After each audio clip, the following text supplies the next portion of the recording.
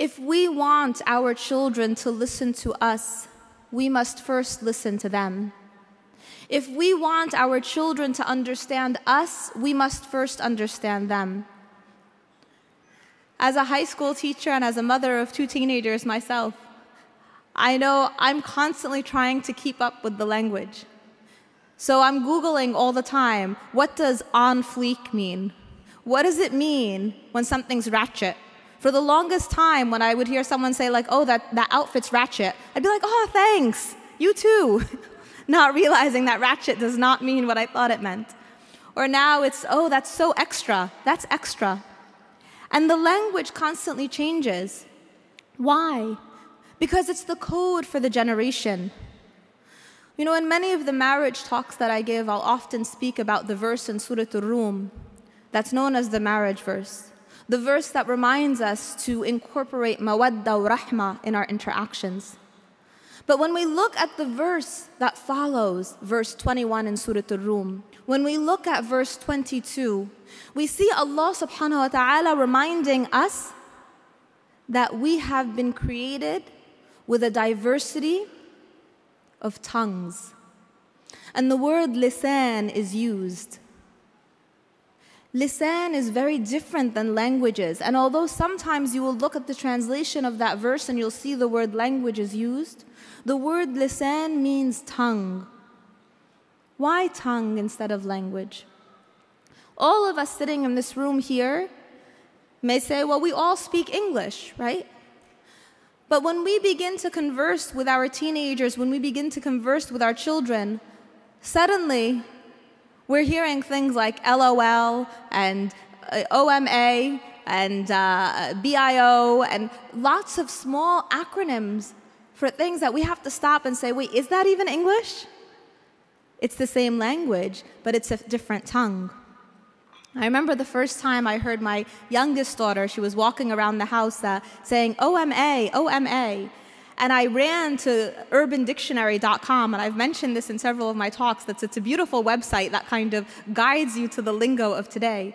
And I logged in and I put in OMA, and nothing came up. And I'm like, what is this OMA?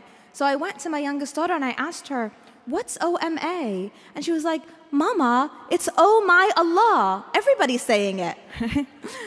And I realized that even at that young of an age, there is a sort of code that is shared among youth, among our children.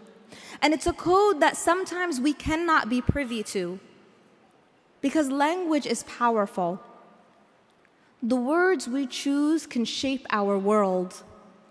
The theory of sociolinguistic relativity tells us that an action or an item does not gain its meaning inherently, but instead it adopts its meaning from the words we use to describe it. What does that mean? 20 years ago, when I was younger and playing on the playground in my public school, we used to sing a song. And the song used to say something like, I'm so gay, I'm so happy today. The word had a very different connotation, the word gay. Today, imagine if you fast forward and you see young people, children, playing on a playground and saying, I'm so gay, I'm so happy today. The meaning is very, very different. Among our youth today, as our seniors in the high school where I teach are filling out their college applications, this year is the first year that we find on the college application, there are 3 boxes under gender: male, female, other. Language is powerful. Today, when we are filling out forms again for our high school students, we are required to indicate whether someone is cisgendered or transgendered. What is cisgendered? It's a word that has just come into our lexicon recently. And it's a word to identify someone who is born adhering to a specific biological gender and who also identifies with that biological gender. So it means if you are born a boy, you are a boy. If you're born a girl, you are a girl. But why do we need a term now, cisgender, to describe it? Because this is how we normalize what may seem outside the range of normal. When we label what is normally accepted in a regular sense of the term, we begin to create an avenue for labeling other items as well. This is what our children are facing today. And yet we speak to our children in our tongues. We speak to them in languages that we've grown up with. And I don't mean to say that these languages are Urdu or Arabic or Spanish or French. Yes, that's a part of it. We bring our cultural baggage or our cultural background into our relationship with our children. But we speak to them in a language that describes our generation, describes what we grew up with, rather than what they're experiencing. If I tell all of you right now to think of a tree, and in this moment, each of you conjure up in your mind an image of a tree, I can guarantee that around this room, we will have at least 10, 20, 30, maybe even different types of trees that you thought of. Some of you may have thought of a palm tree. Some of you may have thought of a Christmas tree. Some of you may have thought of an oak tree. Some of you may have thought of a willow tree. Regardless of what tree you thought of, the word that I said was tree. And the tree that I was thinking of was an apple tree. But when I conveyed that word to you, you brought to your understanding of it your own background, your own history, your own memories, your own thought processes, your own worldviews.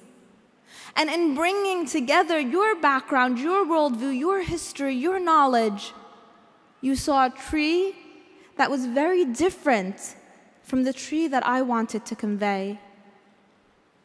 So imagine now when we speak to our children who are growing up in a world that may have many different things going on in it than what we experienced. How do we reach them? How do we get them to understand us and we understand them? The first step is by recognizing that each generation will always have a different version of the song that we had when we were growing up. Parents just don't understand. This is part of Sunnah al-Hayah, that as we grow older, we look back at our own parents and we think, wow, we really gave them a run for their money. And our children will get to that point as well. I remember when I was growing up, again, I'm kind of giving away my age here, but back in the 80s, Michael Jackson was very big. And he had a song back then called Bad. And it was really cool that anything that was good, anything that was fun, anything that you liked, you'd be like, that's bad, that's bad. And so my sisters and I would walk around and everything was bad. We'd be like, oh, that's so bad, that's so bad. And it would drive my parents crazy because they'd say, if you like something, say it's good. If you don't like something, then say it's bad. And in our minds, we would just kind of shake our heads and say, parents don't understand. And this is the process, recognizing that we will not always be privy to the conversations of our teens and our children. We won't always be allowed entrance into that secret realm. But we do have to understand it. And we do have to understand the avenues that we can follow and pursue to connect with our children. And it's not always by using the same words. Because I know I embarrass my teenagers all the time when I'm speaking to their friends and I'm like, oh, that's so on fleek, or like, yeah, that's extra. And they're like, Mom, don't, like, just don't. So it's not about us adopting their language and utilizing it. It's about us listening. It's about being able to really hear our children when they speak to us. And to hear them not just with our ears, but to show them that we are interested in what they have to say, to connect with them with our eyes, to drop our devices, to put down the phone, and to really listen to them, to be present, to have them see that we are interested in their lives. We want to know what's going on. We want to have that connection with them, because that's the foundation. Our children will enter into a world that will consistently try to highlight for them that they are different. They will enter into a world where people will tell them they're not good enough, they're not smart enough, they're not pretty enough, they're not thin enough, they're not good enough. Our children need to be able to come home to a place of security where they can know and they can hear consistently that they are more than good enough, that they are more than pretty, that they are more than everything the world tells them. And we can only give that to our children when we learn how to connect with them, when we learn how to speak to them. Where does it begin? It begins with our own communication. How do we speak to our spouse? How do we speak to our own parents? When our children see us interacting as a family, do they know mom's the easy one and dad's the tough one? Do they think, well, I can talk to this parent, but I can't talk to that parent? When they see us interacting with our own parents, how do we communicate with them? If we communicate at all. Do we call them? Do we speak to them? Are we kind to them? Because our children will emulate those actions. Our children will look for the communication cues that they learn from us, from who we are and how we interact. And they will co-opt that into their lives. Talk to your children. If your child is a texter, reach out through text and tell them that you love them. Tell them that you are proud of them. Tell them that they're amazing. But even better than that, tell them to put their phone down. Tell them to come sit next to you. Tell them that you enjoy their company and you want to be with them.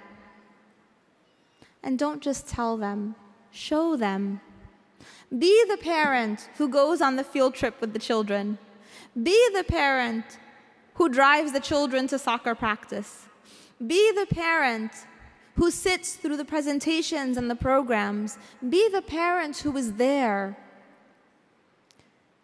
Because when you're the parent who's there for the children at a young age, your children will be there when you grow older. And not because they have to, but because they want to. Because you've built that connection with them brick by brick, step by step. You've built it through your connections of communication. You've built it by being able to speak to them. You've built it by knowing that when you speak, they will listen, because when they speak, you also will listen. We're living in the age of information where our children are bombarded. They're bombarded with images, with social media, with different chat groups online, with things they watch on YouTube, with television shows. They are bombarded every which way. We are living in an age where Hollywood in particular tries to teach our children to do you, to be your own person, to be yourself.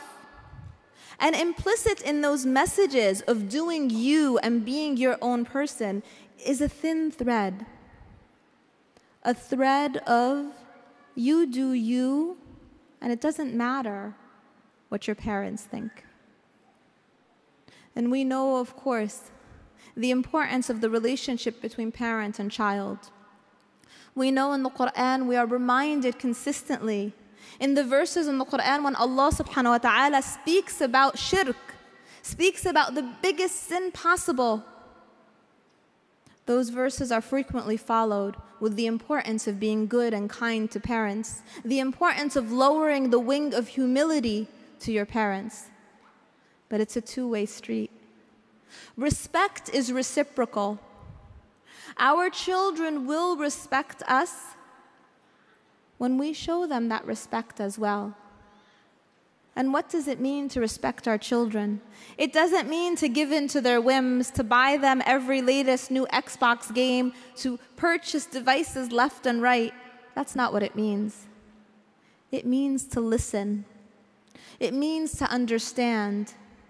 It means to try to connect with them in a tongue that they can comprehend.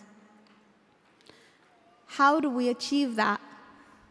Again, it's not by trying to co-opt their language. It's not by trying to speak in the way that they speak.